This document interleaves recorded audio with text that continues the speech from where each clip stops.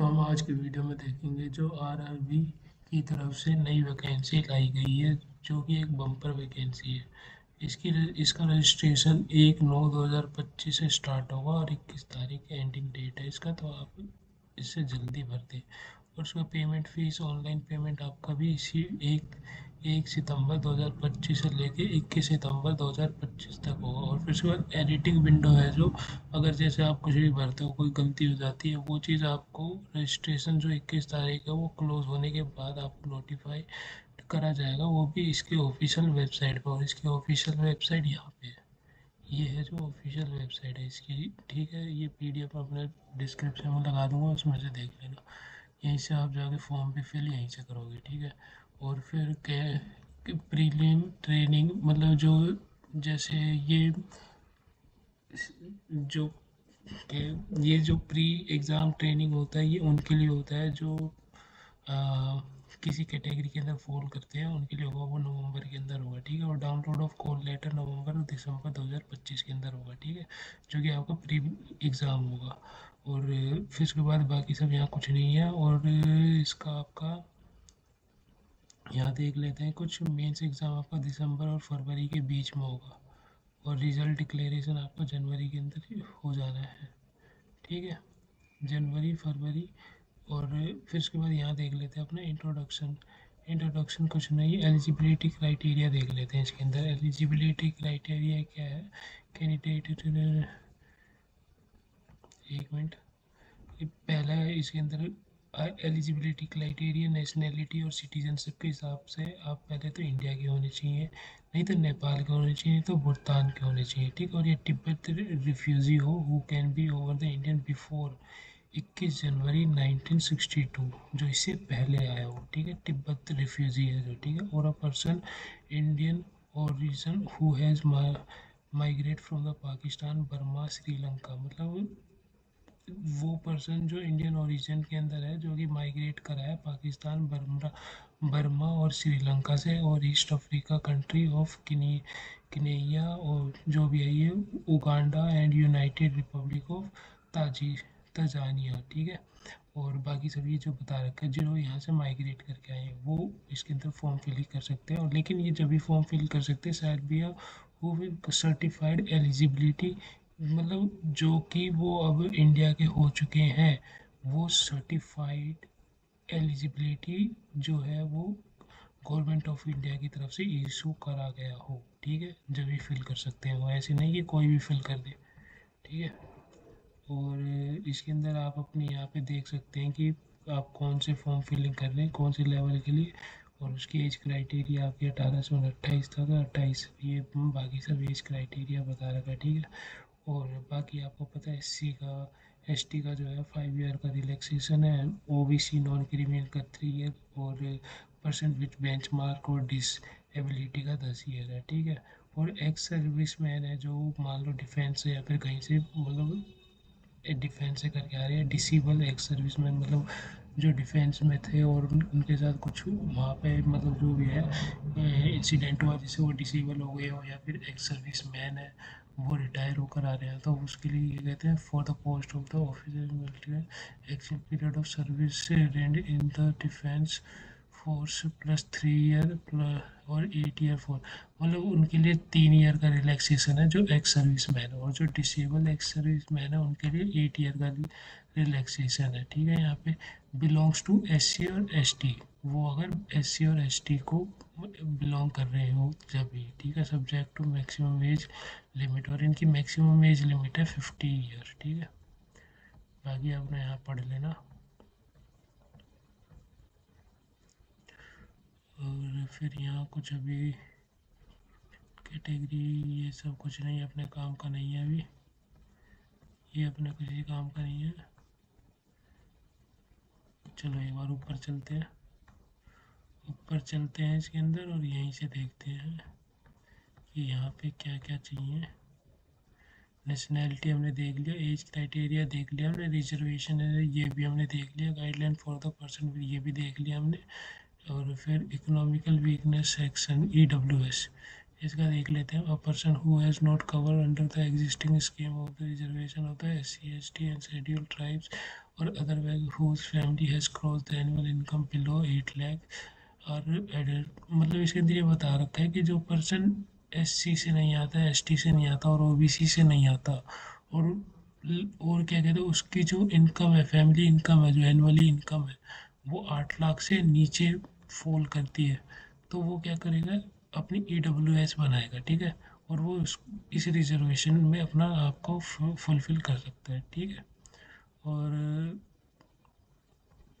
बाकी सब यहाँ पे अपना पढ़ लेना है। इसके अंदर क्या लिख रखा है, and the income will be financial year prime year application also person whose family own a and following the assets shall be EWS respective. मतलब और वो पर्सन भी EWS बना सकता है जिसका 5 एकर्स का जो एग्रीकल्चर लैंड है एंड अबाउ, इससे थोड़ा सा ज़्यादा, ठीक है। रेजिडेंशियल प्लॉट, इसके अंदर एक सेकंड ये बना सकते हैं नहीं बना सकते हैं, एक सेकंड पढ़ लेते हैं मुझे। The income shall be including all source salary agreement business and it will be income financial year prior of the application.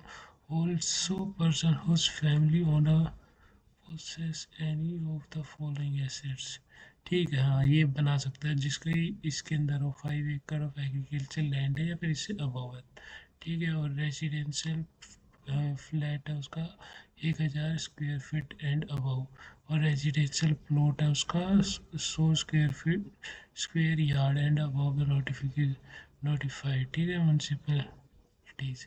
बाकी सब ये देख लेना, वो सब BWS बना सकते हैं। डिस्क्लेमर यहाँ पे दे रखा है AWS के लिए, these are tentative and subject to further of the government of India outcome any. मतलब यहाँ पे बता रखा है कि इसके लिए डिस्क्लेमर है, क्या पता एट टाइम पर कोई गवर्नमेंट अपने कुछ कुछ ला दे तो उसके हिसाब से भी होगा, ठीक है। This guidelines are subject to change in terms of OGI guidelines clarifying, मतलब गवर्नमेंट ऑफ इंडिया के गाइडलाइंस के, ठीक है।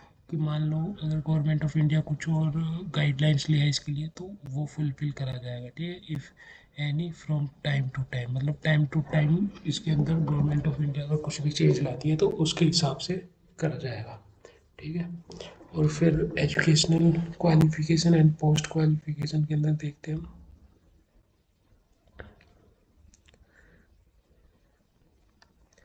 मतलब अगर आप ऑफिस असिस्टेंट के लिए कर रहे हो तो बैचलर डिग्री चाहिए, वो भी किसी भी डिसिप्लिन के अंदर, ठीक है। और बाकी एक सेकंड देख लेते हैं हम, ऑफिस असिस्टेंट कौन सी पोस्ट होती है, मल्टी मेरे ख्याल से ये क्लर्क की होगी।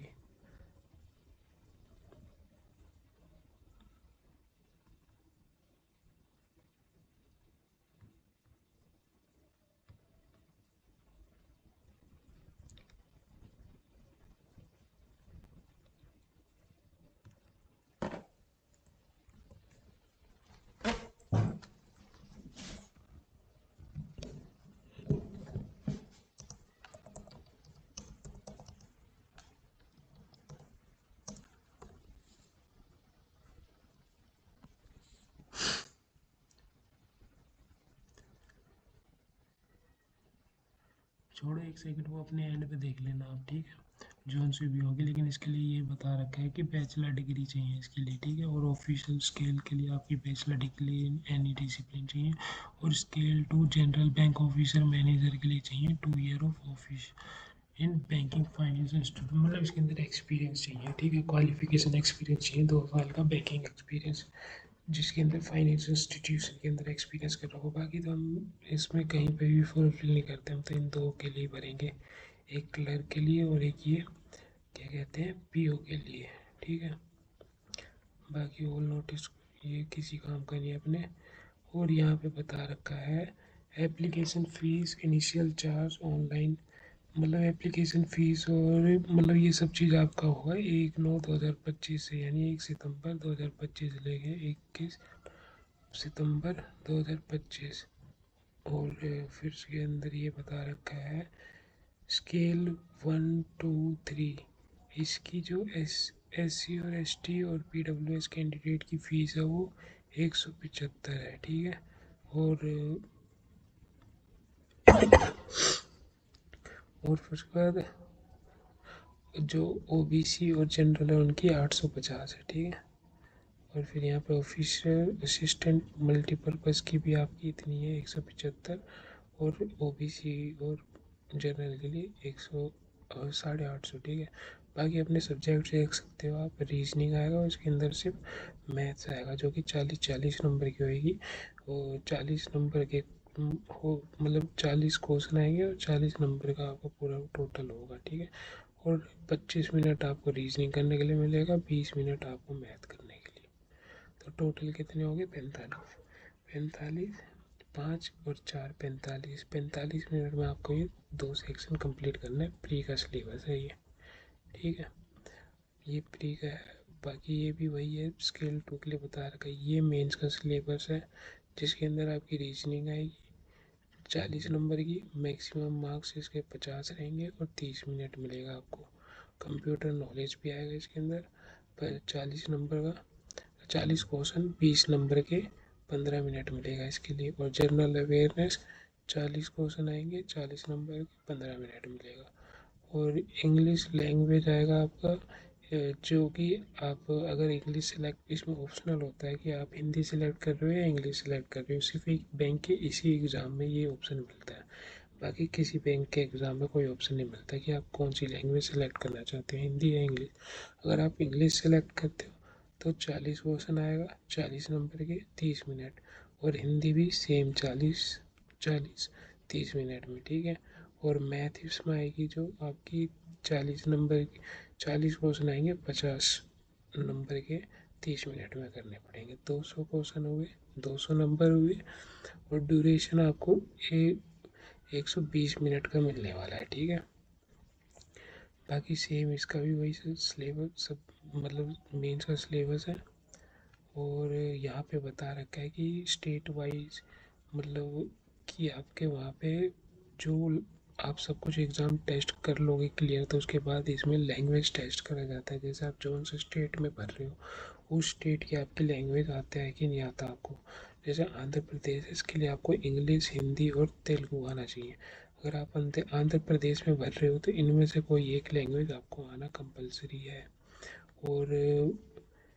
और फिर उसके बाद अरुणाचल प्रदेश में इंग्लिश और हिंदी आना चाहिए, असम में इंग्लिश, हिंदी और असमी आनी चाहिए आपको, बिहार में इंग्लिश और हिंदी आना चाहिए, छत्तीसगढ़ में इंग्लिश और हिंदी। बाकी सब आप अपने स्टेट के हिसाब से देख लेंगे। जैसे हरियाणा में इंग्लिश और हिंदी। और फिर उसके बाद यहाँ पे पंजाब में आपकी इंग्लिश, हिंदी और पंजाबी, ठीक है। बाकी अपने जो से स्टेट में भर रहे हो उस स्टेट के हिसाब से देख ले कि कौन से में कौन सी लैंग्वेज आपका मांगा है, ठीक है। और बाकी देख लेते हैं और कुछ काम का है कि नहीं।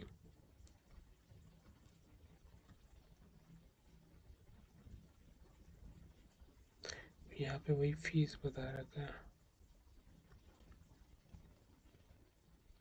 और ये यहाँ पे बता रखा है कि आपको क्या क्या अपलोड करना है। अपना फोटोग्राफ करना है, signature, left thumb impression, handwritten declaration. आपको हैंड रिटन डिक्लेरेशन भी लिखना है और उसको अपलोड भी करना है। और फिर उसके बाद आपको अपनी 10th की मतलब जो आपने जिससे भी करा हो 10th, उसकी सर्टिफिकेट अपलोड करना है। और सर्टिफिकेट कार्ड मेंशन इन, ये ये पता नहीं ये जो आपका होगा।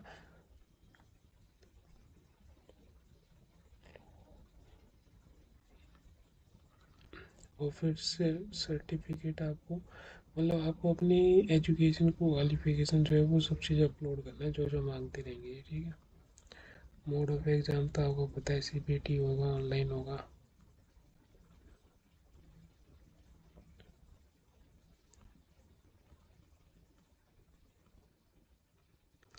बाकी अभी इतना कुछ खास है नहीं इसके अंदर। बाकी यहाँ से आप अपना क्लिक करिए और अप्लाई करिए।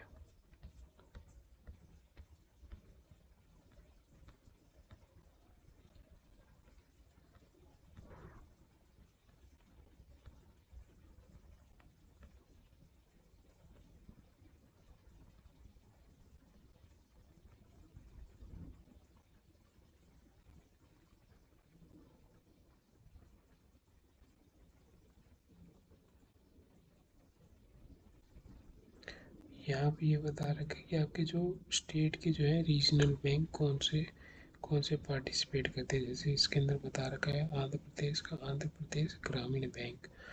और हेड प्रेसिडेंट हेड ऑफिस कौन है, ऑफिस कहाँ पे, अमरावती में इसका, ठीक है। और इसके लिए आपको तेलुगु आना चाहिए, बाकी सब ये बता रखा है। जैसे बिहार का बिहार ग्रामीण बैंक, और इसका हेड ऑफिस कहाँ पे है, पटना में, और इसके लिए हिंदी आनी चाहिए आपको। हरियाणा का है सर्वे हरियाणा ग्रामीण बैंक, इसका हेड ऑफिस का है रोहतक, और इसके लिए भी हिंदी आनी। ऐसे आप अपने यहाँ पे देख लेंगे। बाकी इतना कुछ खास नहीं है। चलो अब अगले वीडियो में मिलते हैं।